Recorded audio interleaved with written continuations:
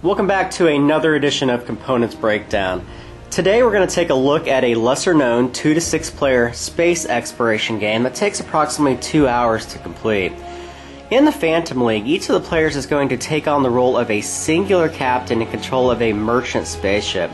Now each captain will begin the game as a novice in the galaxy, yearning for the recognition that will ultimately lead that player down one of two very different paths. Those being either the path of fame or the path of notoriety. Captains will build their careers through trading, piracy, exploration, and the elimination of their rivals from other leagues. Now the name, the Phantom League, is actually derived from a very specific mechanic within the game that allows the players to choose both when and whom to ally themselves to at any given point in the game. Now the unique way in which this mechanic is implemented, though, comes in the form of an actual regulated rule that makes players live up to these alliances or pay a substantial cost. Let's take a closer look at the game.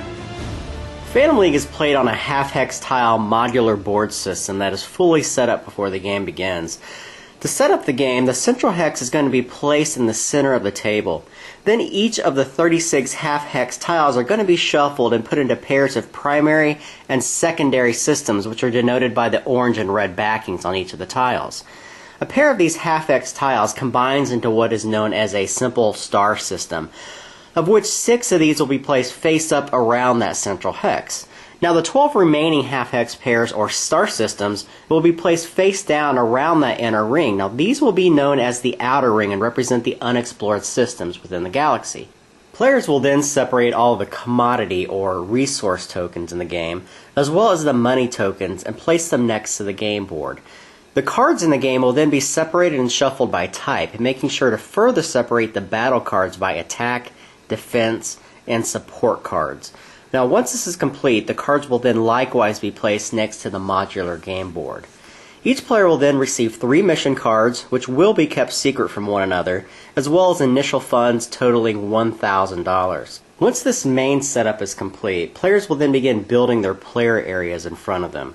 Each player is going to receive a player mat that will be used throughout the course of the game to keep track of their structure or ship's hit points, their fuel reserves, and the escape difficulty that they will incur during battles. Now the player mat also has 2 spots on it where players can place their money tokens and commodity tokens that they acquire through the game. Players will then choose a unique captain card in player order, and then in reverse player order, players will choose and purchase a unique ship with the initial funds that were allocated to them. Starting with the most expensive ship purchased between all the captains, players may then look through the improvement deck and buy one singular improvement card of their choice, again paying for that improvement with any funds still available to them. Players will place all of the cards gathered at this point below their player mat at the assigned locations, and then set their recognition dial to level 1. The next step that will take place here involves all the players calculating their initial settings for each of their dials by adding up their captain, spaceship, and any improvement card values for each of these 3 specific statistics. And once again, they include structure, fuel, and escape values. Now this is done simply by adding the set of icons on each of these 3 types of cards together and then setting that dial to the appropriate number. Finally, each player will place his spaceship token with the dock side face up on the Alliance homeworld called Central in the middle of the game map, to indicate that each of the ships begins the game docked on this planet's surface. The objective of each of the captains in the Phantom League is essentially a quest for recognition in the game. Now at the start of the game, each of the players begins with a recognition level of 1, and will remain neutral through the first 3 levels of progression. Upon reaching the 4th level, however, each of the players will have to make a decision on whether to follow the path of fame or the path of notoriety, each of which has their own inherent strengths and weaknesses in the game. Players will earn recognition through the game by performing such things as fulfilling missions, destroying other ships, exploring uncharted or unknown space, or even purchasing it directly by spending an exorbitant amount of money when docked on planets. Players can also lose recognition as well by performing cowardly acts in the game, such as escaping from battles, breaking Phantom League alliance agreements, and looting ships after battles. Now, I'm not going to go into all the details of the game structure and break down every single possible action because the game is fairly robust, and players' paths and choices are almost entirely going to be left up to them to make.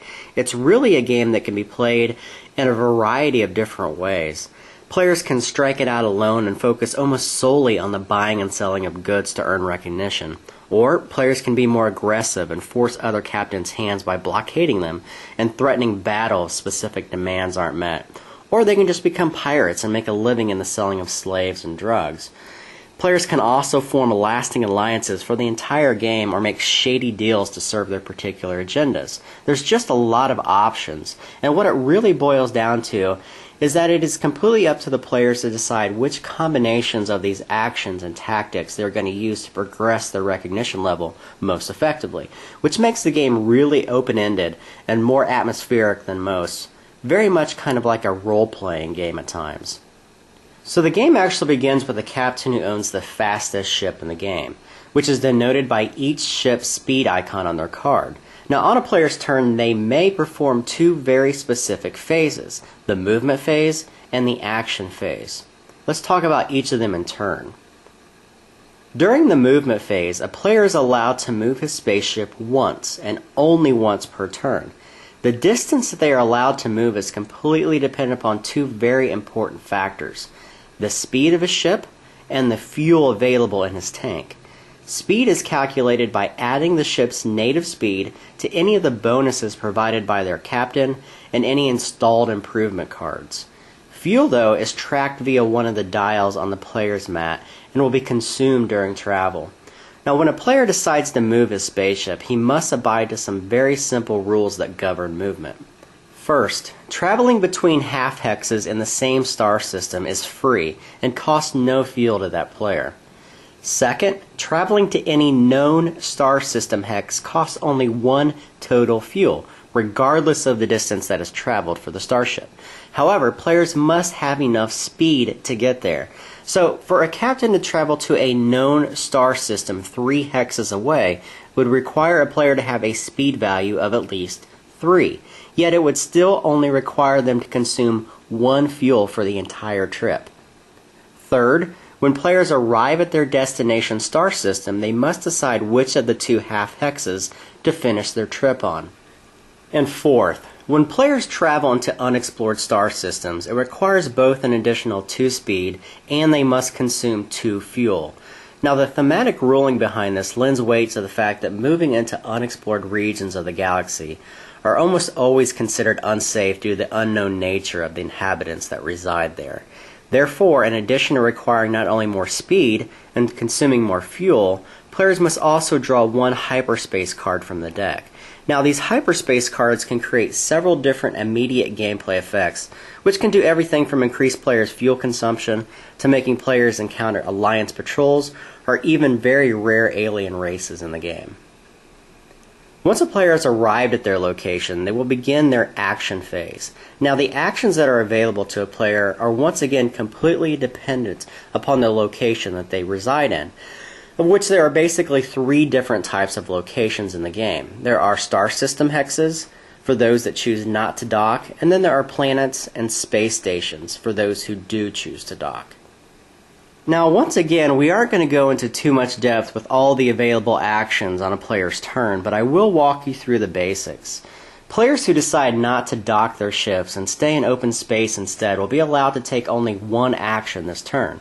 Now, the actions consist of such things as mining for ore if they are in an asteroid belt.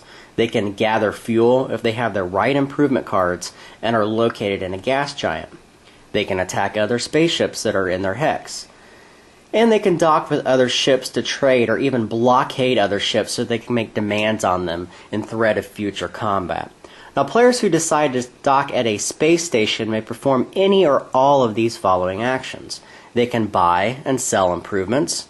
They can repair broken improvements or install unused ones. They can even repair structural damage on their ship. They can buy and sell any of the available commodities that are offered at that specific space station. And finally, they can transfer fuel from one of their cargo into their tanks. Finally, players who decide to dock on planets have the ability to likewise buy and sell any of the available commodities that are offered on that planet. Players also have the unique ability on planets to buy directly recognition at a set price that is listed on each of the player's recognition dials. Now, it needs to be noted that the more famous a player becomes, the more expensive it costs that player to upgrade his status. Now, there are a lot of small rules in the game which I have not explained up to this point, including such things as towing of other players' ships, alliance patrols in the game, pirates in the game, and docking when you dock at space stations or planets. But I'll leave those up to the rules because they're very easily and readily explained and they're not too difficult to understand. I did want to touch on two final aspects of the game though, very briefly. The first of these is the agreement system that is used in the game, which allows players to make both binding and non-binding agreements at any point in the game. Now, the non-binding agreements work just like any other game on the market. They allow players to enter into such agreements as, you give me that commodity and I won't attack you, or don't attack me this turn and I will give you X amount of money. Players can be as loyal or as conniving as they desire at this point, and it doesn't really matter, and players are allowed at any point to go back on their word. However, there is a second type of regulated binding agreement in the game, and they hold the game's namesake called the Phantom League. Now, Phantom Leagues are special agreements between players who decide to team up and collaborate together for a common purpose, whatever that may be. Players can only be part of one Phantom League at any given time in the game, but can almost always make non-binding agreements with other players as they choose while belonging in their specific Phantom League. Now, these leagues can last a set duration of time, or they can last indefinitely for the whole game, but their pacts cannot be broken by any of the players in the league since it is a regulated gameplay mechanic.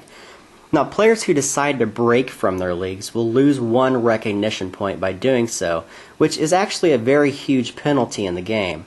But one of the coolest aspects of these Phantom Leagues are the players who are part of them will always take their turns together and always will move together, enacting an almost fleet-minded unity in the game, making for some very, very incredibly robust battles near the game's conclusion. Which brings me to my second and final aspect of the game called battles. Now, doing a video on battles could take me a half hour to explain, but luckily the revised rulebook that's online does a well enough job explaining all of its somewhat or mostly cumbersome mechanics. Now, battles are really a conglomeration of a captain's abilities, any spaceship attributes you may have, and any improvement cards that you've collected thus far in the game, as well as the inclusion of 3 sets of battle cards entitled Attack, Defense, and Support, which will all be used through the course of one singular battle. Now, battles can be small, intricate skirmishes between two opponents, or they can be large, drawn-out affairs between league fleets involving several players at a time. Now, either way, it is a bit convoluted and drawn out for some of the people that I've played with thus far. Most people, though, found it to be more intuitive as we progress through the game. Now, I don't really believe it's anything that should drive potential gamers away, because let's face it, there's just a lot of games out there that seem to be intimidating the first time we play them. All in all, though, it is a unique system that thematically draws in players' resources and really kind of drives a survival mentality whenever you do get into them, because they can be difficult. So what do I think overall about the Phantom League? First, the components are actually quite remarkable for a small foreign publisher. All the cardboard components are extremely thick and glossy, with the player mats being a real highlight for me, with actual riveted dials set into them. They're actually pre-made, and you don't see that every day. The gameplay seems to be fairly quick, and it feels really natural, and there's not a lot of downtime between turns. You can usually plan your turns well in advance unless someone throws a wrench in them by attacking you or blockading you, which is going to happen with more aggressive opponents or groups. Now, the game is incredibly rich thematically as well, especially with the inclusion of all the unique pilots in the game, the unique ships in the game, the various missions that people will be partaking in, and the numerous improvement cards that can be purchased to outfit your ship. There's a lot of different ways to approach victory as well in the game, and a simple inclusion of the Phantom League mechanic brings in an almost cooperative tone to an otherwise very combative style of game. Now, there are a lot of things I didn't like as well. For instance, I believe that some of the docking and hyperspace events needed a lot more diversity in them, and hopefully they'll be included in any future expansions that come out.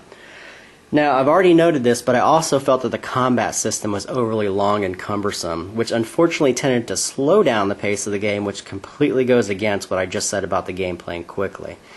Now, I have to be 100% honest, these styles of games have always intrigued me. And if I were to compare it to a more recently released game, I would probably say it most resembles Merchants and Marauders, as strange as that may be. Both games share a lot of thematic and mechanical undertones to them, including having unique captains. You can both buy and sell specific goods at different regions on the map. You can upgrade your ships. In Merchants and Marauders, you have a glory track, and in the Phantom League, you have a recognition track. And of course, there are vast amounts of combat in both games, including even, yes, pirate and alliance patrols in both games. Now, both games were designed completely separate of one another, but it is still refreshing for me to see more of these open-ended world-style play games. Now, what that really means is that you can drive your own game as you see fit. You can do pretty much anything you desire at any point in the game, which is a real refreshing style of game. Now, the one advantage that the Phantom League carries is that it almost always allows players the ability to roleplay a bit by forming these wonderful alliances and partnerships in the game, which just kind of creates this atmosphere unlike any other game out there, and because of it, it is most definitely a game that will better appeal to larger groups who enjoy multiplayer experiences. Now, I can most definitely recommend this game to those styles of gamers because I think they will not only enjoy the mechanics and combative nature of the game more, but also the thematic experience of deceit and loyalty, and ultimately fame and glory in a very cool space setting. So that is the Phantom League. I am Jeremy Salinas, and thank you very much for watching.